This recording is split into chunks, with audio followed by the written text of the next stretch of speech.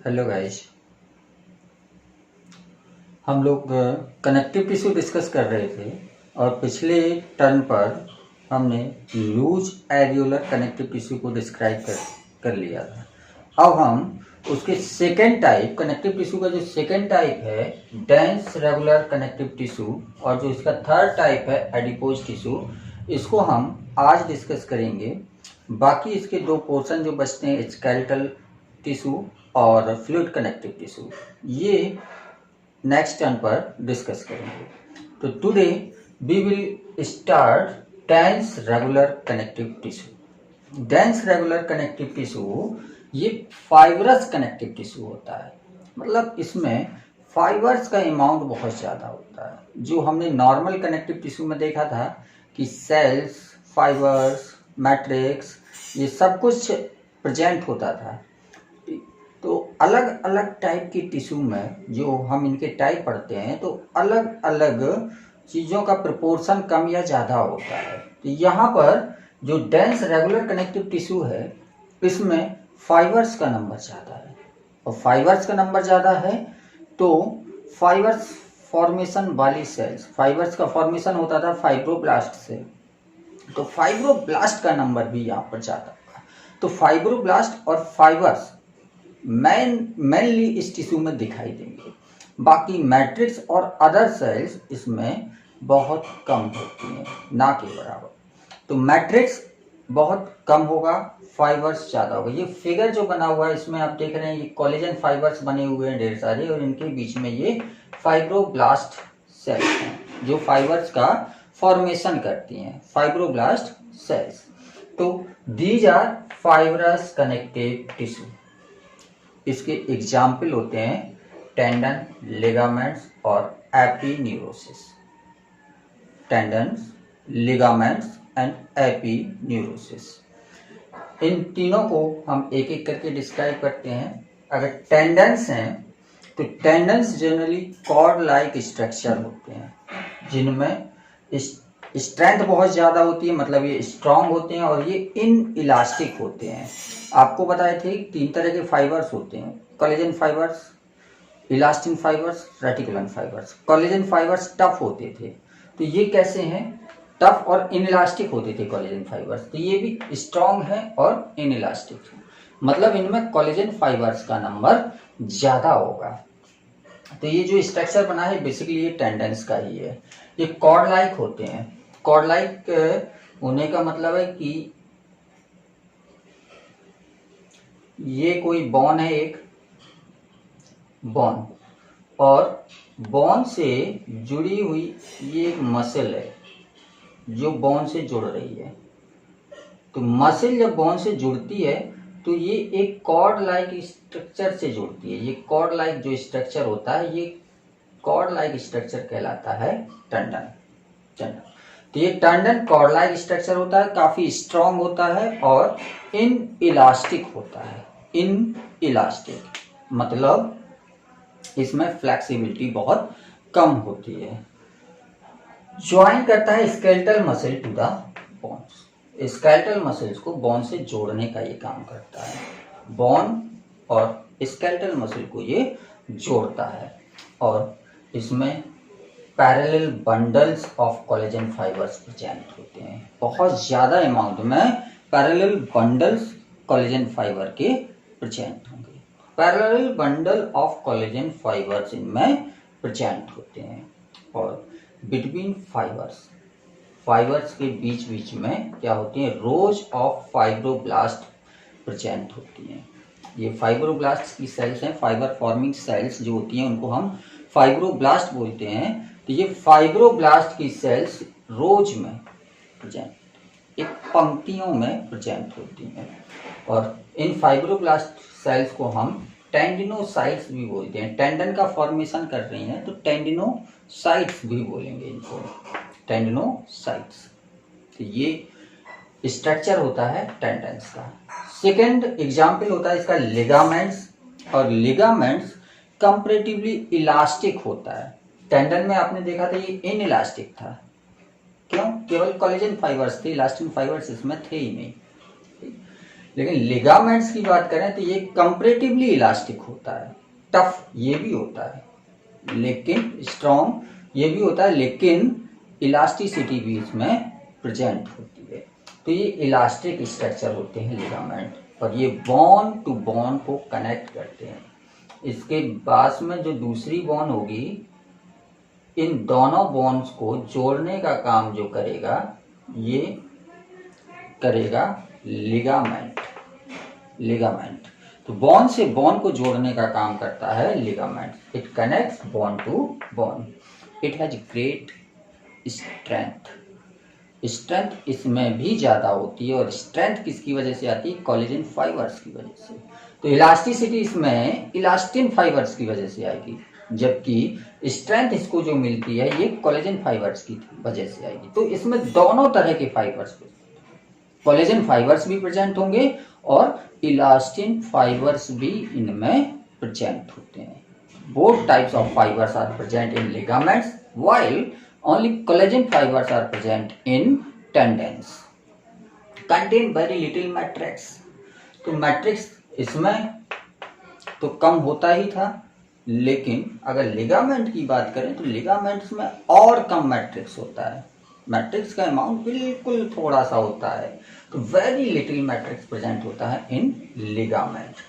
Some elastic and many collagen fibres present होते हैं। ये आपको अभी बताया था कि इलास्टिन फाइबर्स भी इसमें होते हैं और कोलेजन फाइबर्स भी होते हैं। तो इलास्टिन फाइबर्स और कोलेजन फाइबर्स में दोनों में कंपेयर करें तो इलास्टिन फाइबर्स कम होते हैं और कोलेजन फाइबर्स ज़्यादा होते हैं। और फाइब्रोब्लास्ट प्रेजेंट ही होंगे, क्योंकि फाइबर्स जब बनने हैं रेगुलरली तो फाइब्रोब्लास्ट तो प्रेजेंट होंगी ही होंगी। तो fibroblast are compressed in between rows of fibres. लेकिन ये फाइब्रोब्लास्ट भी इनमें फाइबर्स इतना ज़्यादा है, आपको बताया मैट्रिक्स बहुत कम होता है। जब मैट्रिक्स कम होगा तो फाइबर्स ज़्यादा होंगे। फाइबर्स ज़्यादा है तो जो सेल्स होंगी फाइब्रोब्लास्ट की वो क्या करेंगी? कंप्रेस्ड हो जाएंगी बिटवीन दी फाइबर्स। और थर्ड टाइप इसका जो होता है वो होता है एपोन्यूरोसिस। एपोन्यूरोसिस ये सीट लाइक स्ट्रक्चर होता है। ये दोनों कॉर्ड लाइक स्ट्रक्चर थे, लेकिन एपोन्यूरोसिस जो होता है ये सीट की पतली चादर की तरह होती है। तो ये सीट लाइक स्ट्रक्चर होता है जो मसल्स को चारों ओर से कवर करता है। मसल्स को कवर करता है चारों ओर से। इसके अलावा इनमें कहीं पर भी इन्वेस्ट होना है, मतलब मसल में कोई जैसे कोई भी मसल है उसमें कोई डिप्रेशन टाइप का है, तो ये इन्वेस्टेड स्ट्रक्चर जो होते हैं ये भी किससे बनते हैं? एपोन्यूरोसिस की वजह से। एपोन्यूरोसिस वहाँ पर फोल्ड हो जाएगी और वहाँ पर इस तरह के इन्वेस्ट पोर्शन का फॉर्मेशन हो जाएगा। तो इन्वेस्ट पोर्शन जो बनते हैं ये भी बनते हैं एपोन्यूरोसिस की वजह से। तो aponeurosis seat of dense fibrous and collagen. Seat से होती है ये, सीट है जो कि डेंस है, फाइब्रस है और कोलेजनस है। डेंस है मतलब बहुत घने फाइबर्स इनमें प्रेजेंट होते हैं, और फाइबर्स कौन से होते हैं? Collagen fibres. तो कोलेजन फाइबर्स डेंसली पैक्ड होते हैं इस सीट्स में, पूरी सीट में कोलेजन फाइबर्स प्रेजेंट होंगे। बीच बीच में फाइब्रोब्लास्ट भी कुछ प्रेजेंट होती हैं। इट कवर्स, आपको बताया था कि मसल्स को चारों ओर से कवर करते हैं। इन्वेस्ट, बीच बीच में जो इस तरह के इन्वेस्ट पोर्शन होते हैं ये भी किसकी वजह से होते हैं? एपोन्यूरोसिस की वजह। And form terminus and attachment of various muscle.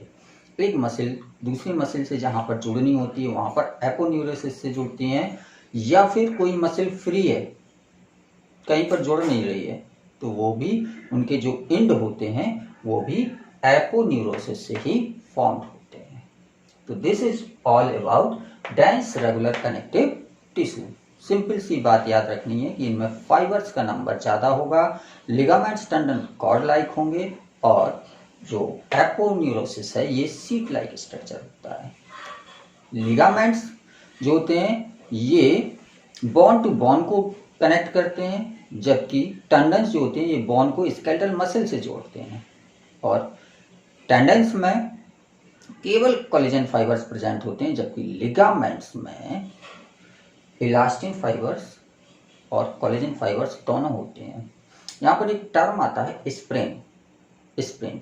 हम लोगों ने अक्सर महसूस किया होगा कि खिंचाव हो जाता है, हम बोलते हैं खिंचाव हो गया यहाँ पर। तो ये खिंचाव कैसे होता है? जो लिगामेंट्स हैं जो बोन टू बोन जोड़ते हैं, अगर हम किसी बोन की ओवर स्ट्रेचिंग कर दें, बहुत ज़्यादा खींच दें, तो क्या होता है कि जो लिगामेंट्स होते हैं वो इलास्टिक हैं, लेकिन इलास्टिक होने के साथ साथ कोलेजन फाइबर्स की वजह से टफ भी हैं।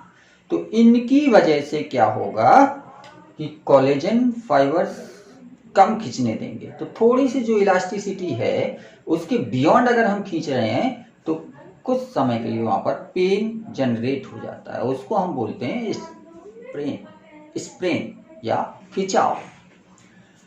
Now comes on adipose tissue. Adipose tissue नाम से पता चल रहा है इसमें एडिपोसाइट्स ज्यादा होंगी, मतलब फैट सेल्स का नंबर ज्यादा होगा इनमें, एडिपोसाइट्स ज्यादा होंगी, फैट सेल्स ज्यादा होंगी इसमें, ठीक है।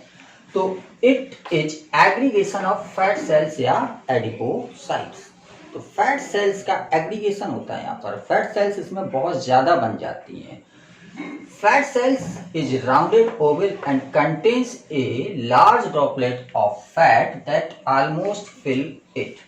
तो अगर हम एक फैट सेल की बात करें तो ये लार्ज सेल्स होती हैं जो कि राउंडेड या ओवल हो सकती हैं। इसमें क्या होता है, आपको कल पिछले टर्म पे भी बताया था कि जो मैक्सिमम पोर्शन होता है इसमें फैट डिपॉजिट हो जाता है, जिसकी वजह से न्यूक्लियस और साइटोप्लाज्म जो होता है ये पेरीफेरी पर स्मॉल अमाउंट में प्रेजेंट होता है। तो फैट सेल इज राउंडेड और Oval and contains a large droplet of fat.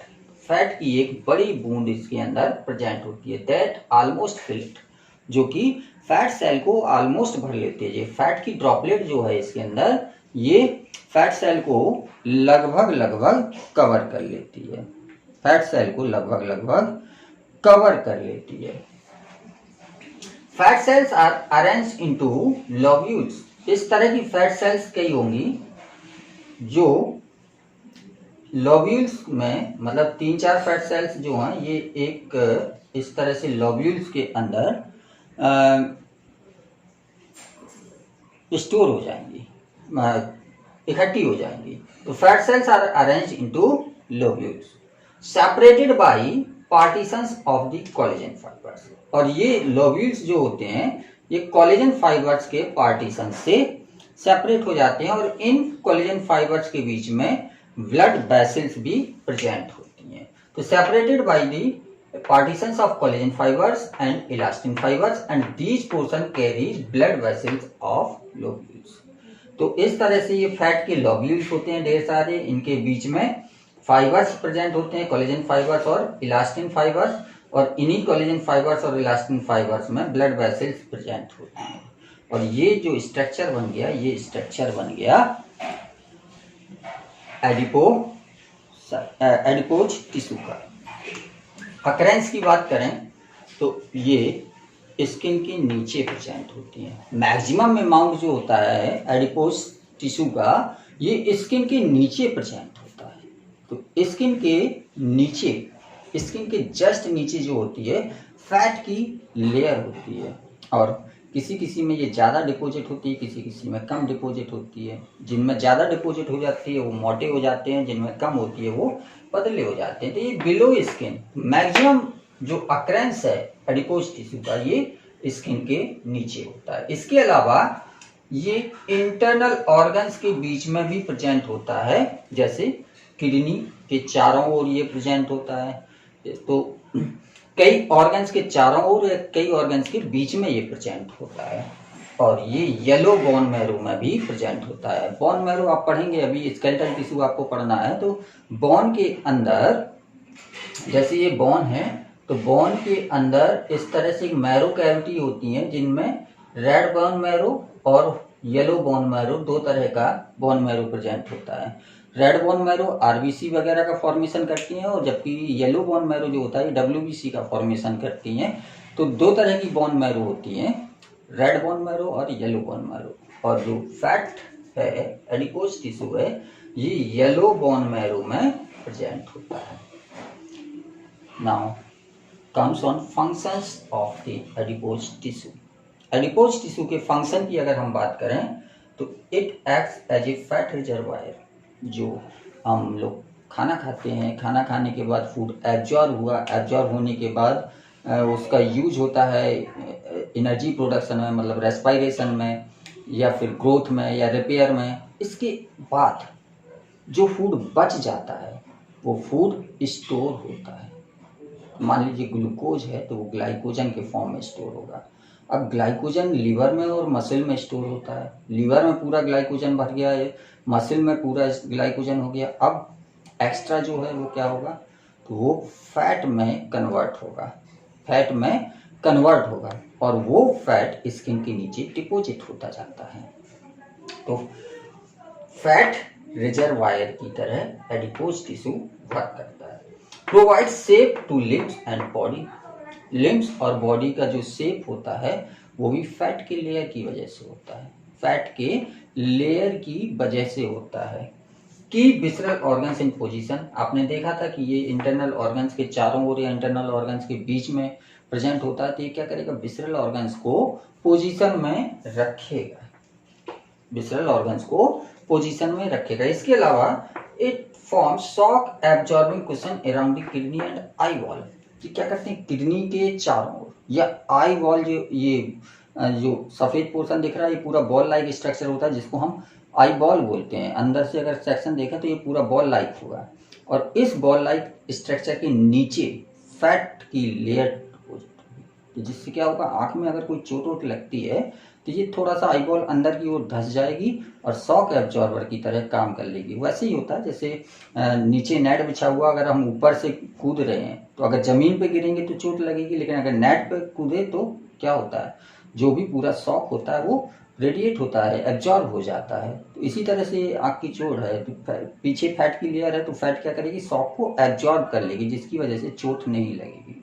तो ऐसी किडनी के चारों ओर जो फैट होता है वो किडनी को प्रोटेक्ट करता है। किडनी रिट्रोपेरिटोनियल एरिया में होता है, बाहर की ओर होती है। तो जब बाहर की ओर होती है तो प्रोटेक्शन के लिए कुछ ना कुछ चाहिए। तो क्या चाहिए, क्या होता है, फैट की लेयर उसके चारों ओर होती है, जिससे थोड़ी बहुत चोट लगती है तो वो शॉक एब्जॉर्ब होता है। तो फैट की लेयर किडनी और आईवॉल के लिए शॉक एब्जॉर्बर का काम करती है। एक्ट्स एज एन इंसुलेटर, ये आपने पढ़ रखा है कि पूरी बॉडी की स्किन के नीचे फैट की लेयर होती है। ये क्या करती है, हमारी बॉडी के अंदर की जो हीट है इसको बाहर रेडिएट होने से रोकती है, मतलब टेम्परेचर को मेंटेन करने में हेल्प करती है, टेम्परेचर को मेंटेन करने में हेल्प करती है। तो ये फंक्शंस हैं एडिपोज टिश्यू की। इसके बाद जो दो बचे हुए टाइप हैं इसके, स्केलेटल जो सिस्टम है और स्केलेटल सिस्टम के अलावा फ्लूइड कनेक्टिव टिश्यू है। तो स्केलेटल टिश्यू और फ्लूइड कनेक्टिव टिश्यू ये दोनों हम नेक्स्ट टर्न पर कंटिन्यू करेंगे। Thank you.